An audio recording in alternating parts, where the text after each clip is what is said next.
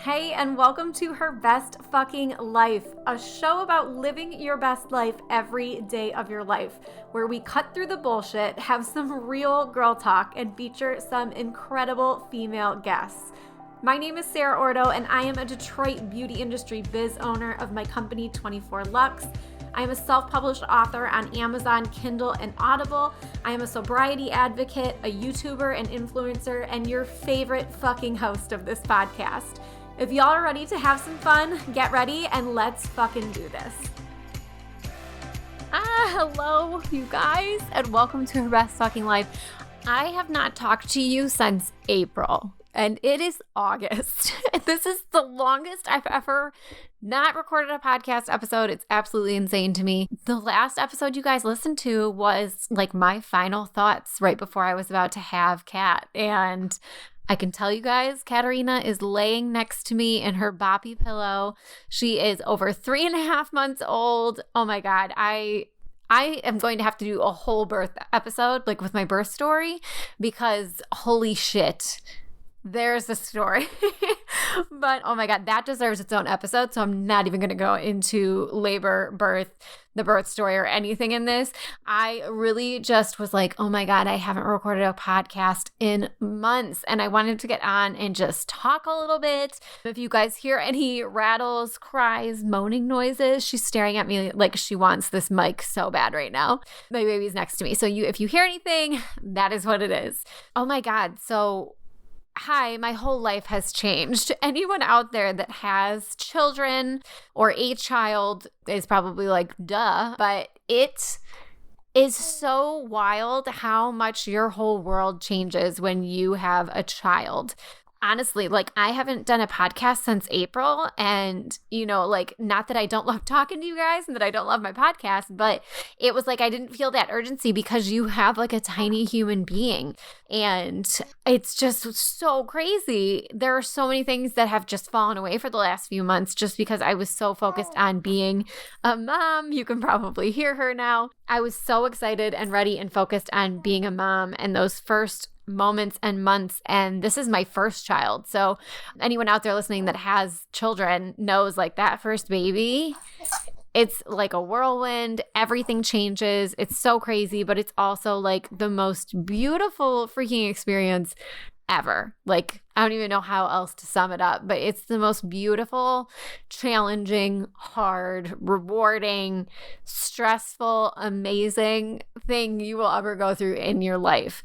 I wanted a child forever, and now that I have one, it's so crazy when I look at her and I just think like all those times I was so worried about not having a baby by a certain age or if I was going to meet somebody, like looking at her now and being like, oh my gosh, I wish I could just go back and tell that girl that this perfect little baby was coming and she was in my future and she was here.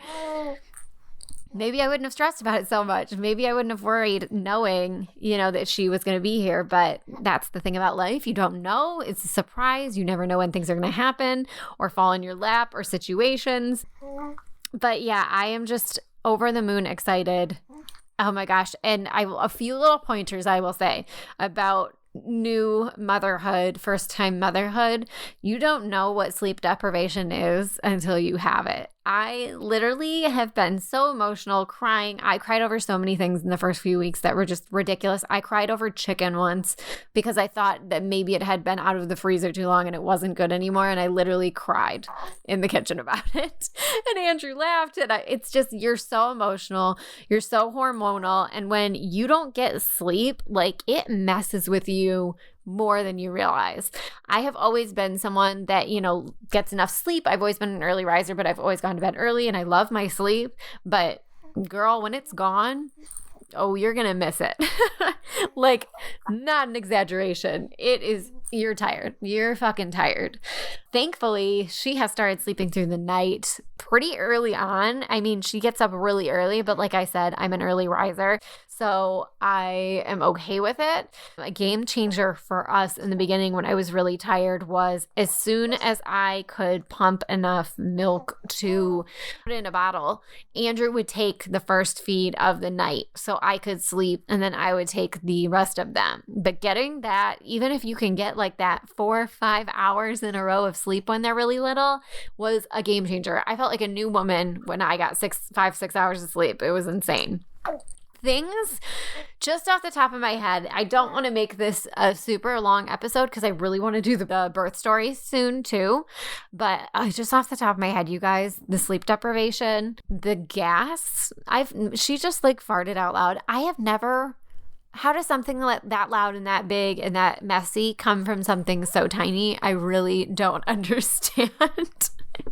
But something I think I'll probably be talking about a lot coming up is, this is the next chapter of my life, being a mother with a business that I'm running, all these things. I still want to stay true to Her Best Fucking Life and the podcast, but I'm definitely going to be talking a little more about motherhood too, because obviously that's where I'm at in my life and that's what I talk about. Something that I think has been the biggest eye-opener during this. Obviously, I knew things were going to change, and I've talked about it on social media before, how I was really worried about how I was going to balance it all. I was really scared about how I was going to be a present mom and also run my business, because I've always been an overachiever. I've always done too many things, and that's just who I am. I was so scared about how it was going to work. And, ultimately I had to make some decisions. I had to think about how I wanted to show up in my daughter's life. There were a lot of things I needed to figure out, how I wanted to be, and the changes I had to do to make those things happen. And, overall I love my business. I worked so hard, but I had to figure out ways that I could still run my business and be successful while also being in my daughter's life, because the minute this little girl came into the world, I knew I was not going to be able to work all the time. I wanted to spend as much time with her as possible. I wanted to be here for every morning bottle, for every nighttime bottle. I wanted to put her to sleep every night in her swaddle. I wanted to give her every bath, every bath time. And I can honestly say I've been back to work part-time since June, and I haven't missed a thing, and that makes me so happy, and I hope I can kind of put that message out. I know not everyone is in an entrepreneurial position where they can make their own schedule or do things like I'm doing, but even if you are someone working a full-time job, like if there's any way, if you have that yearning in your heart to be home or be home part-time, I urge you to look into other situations, opportunities, if there's anything possible for you to do that. I have enjoyed so much that I'm only leaving the house on most weeks about 3 days a week away from her. And I'm working, on a good week, 15 to 20 hours a week maximum. And like I said, I love it. I want to be here for everything. And I kind of joke about it with people, but I'm like, I am a stay-at-home, like a part-time stay-at-home mom, not a full-time stay-at-home mom, a part-time stay-at-home mom. And I love it. I love it because I feel like I still have the best of both worlds. And I couldn't see myself completely walking away from working ever. I'm so passionate about what I do, and I love what I do so much that I don't think I could ever completely stop working, but this has proven to be perfect for us. I felt like I really went into like a complete mom mode for the past few months, and a lot of the things I normally was so passionate about doing, like I said, they just slipped away. And I'm starting to get that urge back though. I've noticed like I'm sitting here like foaming at the mouth to plan an event, and I'm, so enjoying my time at work. I'm doing weddings again. I'm working on location doing makeup. And I today was like, I'm recording a fucking podcast. I want to do, obviously, the birth story I want to do for YouTube and the podcast, and there's just so many things I want to get back to. I miss that part of myself. And a lot of people say, you grieve the loss of the person you used to be when you became a mother. And while I think it's true, it's definitely true, like things are different. I'm different. I think it's just an opportunity to start designing a new life with a baby in it, where I can still be the person that I love to be and do the things I love to do. So I am really excited to be getting back into the things I love and I'm passionate about. And, the last thing I want to talk about a little bit with you guys is that something I realized, and this does not only apply to mothers, you guys, this is to anyone out there, any of you. take the fucking help.